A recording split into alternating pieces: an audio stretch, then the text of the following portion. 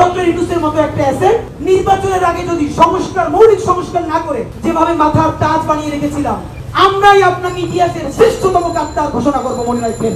Doctor ইউনূসের মতো একটা asset বাংলাদেশের পক্ষে কাজ করুক, এটা সবার জন্য সম্মাননা। কিন্তু সেটা যদি নির্বাচনের আগে বিচার না করে, নির্বাচনের আগে যদি মৌলিক সংস্কার না করে আপনি বিএনপির সাথে এই কথা বলে তাদের সাথে যোগ দিয়ে নির্বাচনকালীন দায়িত্ব পালন করেন, যেভাবে মাথার তাজ বানিয়ে রেখেছিলাম, আমরাই আপনাকে ইতিহাসের শ্রেষ্ঠতম গাদ্দার ঘোষণা করবো, মনে রাখবেন। আপনার জীবনে কোনো কিছুর প্রাপ্তির অভাব নাই।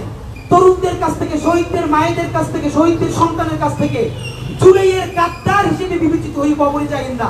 আল্লাহর ওয়াস্তে আপনার হাতে পায়ে ধরে বলতে।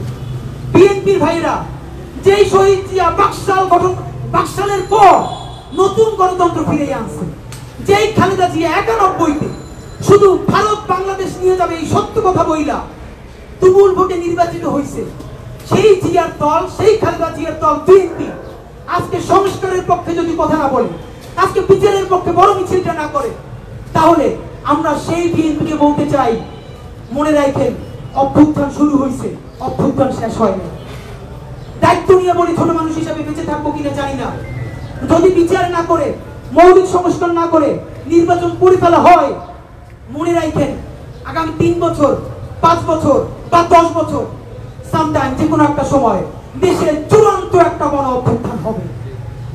সেই গণ অভ্যুত্থানের নেতৃত্ব দিবে এই হাজার হাজার শহীদের বাবা মায়েরা, আহত যোদ্ধারা, এবং আমাদের মতো যাদের হৃদয়ে রক্তক্ষরণ হয়েছে কোটি কোটি জনগণ, যারা বিএনপিও করে না, জামাতও করে না, কোন দল করে না, তারা খালি বাংলাদেশ করে।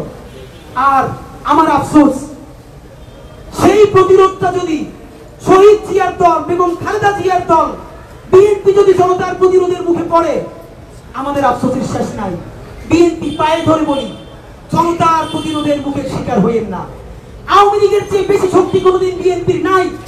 বিএনপির শক্তি খালি মানুষের ভালোবাসা। সেই আওয়ামী লীগ বাংলাদেশে টিকে তো থাকতে পারে নাই, পালাইছে।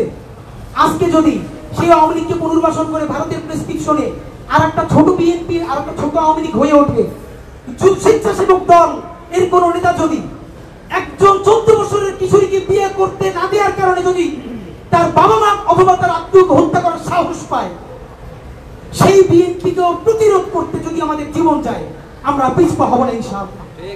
ভারতের সাথে গাদ্দারি করে যদি একই কারণে ক্ষমতায় জামাত আসে, সেই জামাতের বিরুদ্ধে তুমুল প্রতিরোধ আমরা করে তুলতে ইনশাআল্লাহ আমাদের 1 মিনিট চিন্তা করতে হবে না। বন্ধুরা আমার, সবাইকে বলতে চাই, যদি এই বিপ্লবকে আপনারা সাথে নেন, নির্বাচন করেন, সাথে আছি। আর নইলে আমরা নির্বাচন বয়কটের ডাক দিব, বলে রাখলাম। কেমন না, নির্বাচন কেন্দ্রে হামলা করব, সামনেও গিয়ে দাঁড়াবো না। এই যে 7,55,00,000, এদের মধ্যে কত পার্সেন্ট আপনাদের বিএনপি বা জামাতের? সর্বোচ্চ 5% যারা অ্যাক্টিভলি বিএনপি বা জামাত করে। 1 কোটি, তবুও তো 5 কোটি। এই 5 কোটি মানুষ ক্ষোভে, দুঃখে, অভিমানে কেউ কেন্দ্রে যাবে না। নিজের কেন্দ্র নিজেরা করবেন, নিজেরা খাবেন। এই 5 কোটি মানুষ পরবর্তী বিপ্লব অভ্যুত্থানের প্রস্তুতি নেবে ইনশাআল্লাহ।